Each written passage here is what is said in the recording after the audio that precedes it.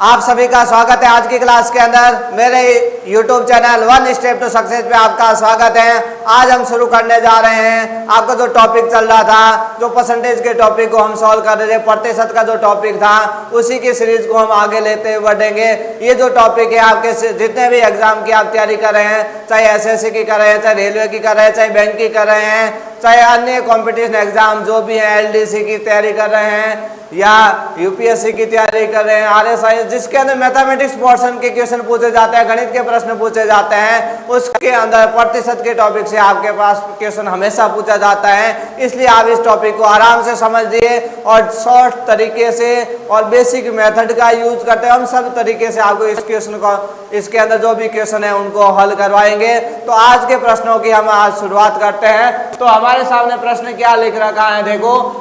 विकास अपने वेतन का 80% खर्च कर देता है, उसके वेतन में 25% की वृद्धि हुई और उसके व्यय में मतलब खर्चे के अंदर 15% की वृद्धि होगी। भाई वेतन 25% बढ़ा तो खर्चा 15% बढ़ गया है, तो उसकी बचत में कितने प्रतिशत की वृद्धि हुई है कि भाई उसकी बचत कितनी बढ़ी है। तो सबसे पहले आपके पास इस क्वेश्चन के अंदर एक तो कौन है, आपके पास वेतन है, एक उसके बाद क्या हो रही है, राशि खर्च हो रही है, फिर उसके बाद क्या हो रही है, उसके अंदर बचत हो रही है।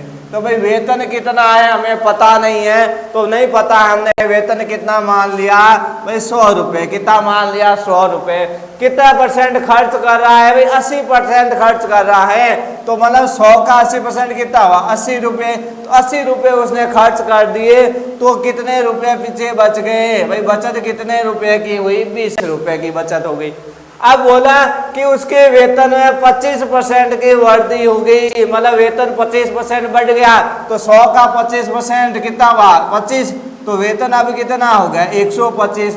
वेतन 25% बढ़ गया, तो उसका खर्चा भी 15% बढ़ गया। खर्चा भी 15% क्या हो गया, बढ़ गया। तो पहले 80 रुपये खर्च हो रहे थे, अब 15% ज्यादा हो गए। मतलब 80 के 15% कितने होते हैं, 80 का 15% निकाल दें, 0 से 0 कैंसिल हो गया। अब 5 का भाग 15 में 3 बार, 10 में 2 बार, 2 का भाग 8 में कितने बार, 4 बार। तो 4 × 3 कितने आ गए, 12। मतलब खर्चा 12 रुपये उसका और बढ़ गया। पहले 80 रुपये खर्च हो रहे थे, अब कितने रुपये खर्च हो गए, 12 बढ़ गए। मतलब कितने हो गए, 80 और 12 92 रुपये। अब बचत कितनी हो रही, तो घटा दो, 125 में से 92 घटा देंगे तो कितने आ जाएंगे भाई, 33 रुपये। तो बचत कितने रुपए की हो रही है, 33 रुपए की। लेकिन पूछा क्या है क्वेश्चन में कि बचत में कितने % की वृद्धि हुई है, भाई बचत कितने % बढ़ी है। तो कितनी बढ़ी भाई, 20 से 33 तो बढ़ी कितनी, 13। भाई 13 बचत बढ़ी है। और पहले कितनी थी, 20 इंटू में क्या कर देंगे, 100। तो उसकी क्या आ जाएगी, परसेंटेज की वैल्यू। 20 का भाग 100 में कितनी बार, 5 बार। 5 × 13 कितने हो गए, 65। तो बचत कितने % बढ़ गई है, 65%। तो 65% किस ऑप्शन के अंदर है, डी ऑप्शन में। तो डी ऑप्शन यहाँ आपका क्या हो जाएगा, सही हो जाएगा। डी ऑप्शन यहाँ पे क्या हो गया, करेक्ट हो गया। तो वेतन के अंदर कितने % की वृद्धि हुई भाई, बचत में कितने % की वृद्धि हो गई, 65% की क्या हो गई, वृद्धि हो गई। तो इस तरीके का जब प्रश्न होता है तो उसको आपको इस तरीके से हल करना है, जिससे ये क्या हो जाए, शॉर्ट तरीके से और कम से कम आपको कैलकुलेशन करनी पड़े। आपको इस तरीके से हल करना है भाई, x और y मान के नहीं हल करना। जिससे x और y मान के चलोगे तो आपकी कैलकुलेशन बढ़ जाएगी और क्वेश्चन को सॉल्व करने में टाइम भी ज़्यादा लगेगा। तो इसलिए आपको हमेशा जितना हो सके सरल तरीके से प्रश्न को करना है। अब देखो अगला प्रश्न क्या कह रहा है हमारे सामने, यदि किसी गांव की जनसंख्या 5 वर्ष में 1,75,000 से बढ़कर 2,62,500 हो जाती है, तो जनसंख्या में प्रतिशत होने वाली औसत प्रतिशत वृद्धि क्या करनी है, आपको ज्ञात करनी है। जनसंख्या के अंदर प्रति वर्ष होने वाली औसत प्रतिशत वृद्धि आपको क्या करनी है, ज्ञात करनी है। भाई हर साल उसके अंदर कितने प्रतिशत वृद्धि हो रही है, ये हमारे को ज्ञात करनी है। तो पहले तो वृद्धि हो कितनी रही है वो निकाल दें हम।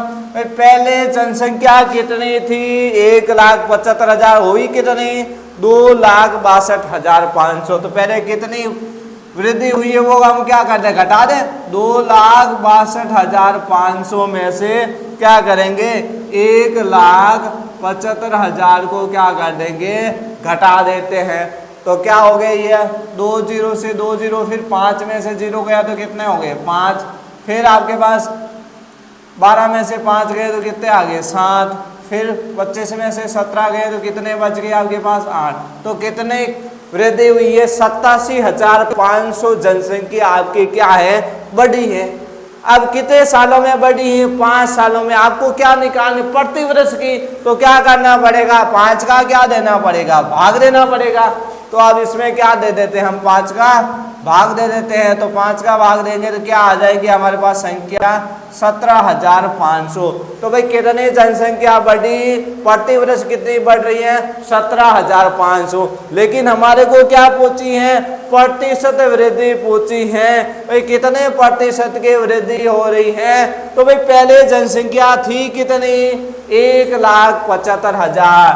तो इसे क्या कर दें, तुलना कर दें, 1,75,000 और 100 से क्या कर दें, गुणा। तो क्या आ जाएगी, प्रतिशत वृद्धि आ जाएगी। 2 0 से 2 0 कैंसिल हो गया, 0 से 0 कैंसिल हो गया, 175 से 175 कैंसिल हो गया, तो कितने बच गए, 10%। तो जनसंख्या कितनी बढ़ रही है, प्रति वर्ष 10% की वृद्धि हो रही है। तो 10% कौन से ऑप्शन के अंदर है, ए ऑप्शन में। तो ए ऑप्शन यहाँ आपका क्या हो जाएगा, सही हो जाएगा। तो इसलिए प्रश्न को आपको सही तरीके से हल करते हुए क्वेश्चनों को आगे बढ़ना है, जिससे कम समय में आपके पास प्रश्न सॉल्व हो सके। आज की क्लास में हम इतने क्वेश्चनों को ही पढ़ेंगे, अगली क्लास के अंदर हम आगे की क्वेश्चनों को लेके आएंगे। तो आज के लिए इतना ही। Thanks all of